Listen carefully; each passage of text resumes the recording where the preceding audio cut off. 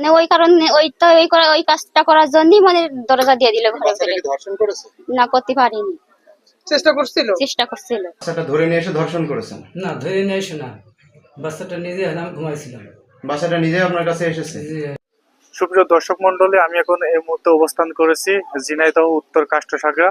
তানহা নামে ছোট বাচ্চাটি কিন্তু তাকে ধর্ষণ করার চেষ্টা করা হয়েছে। তার বাসায় যখন বাচ্চাটি যায় তখন কিন্তু এই চেষ্টাটা তিনি চালায়। অনির মামা হয় যে, নাম নবী। মামা কেমন মামা? স্বাস্থ্য মামা। স্বাস্থ্য মামা।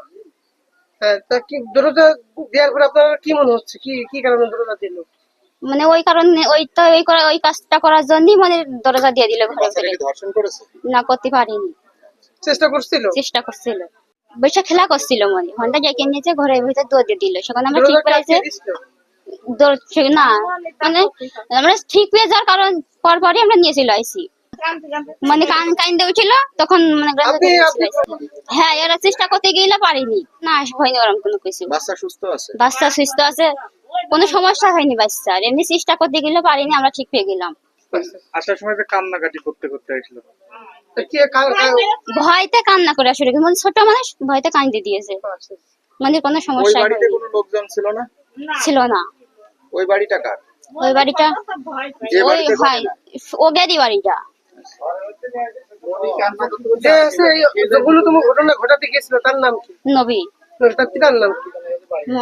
আবু কাশেম। আবু কাশেম। বাড়ি গ্রামের নাম কাষ্টসাগরা।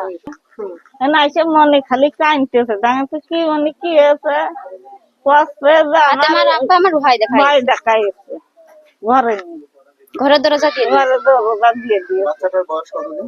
3 বছর। 3 বছর? হ্যাঁ, ওই শান্ত আইনে আমি হামাকে চিল্লে উঠেছি, আমার মনে হ্যাঁ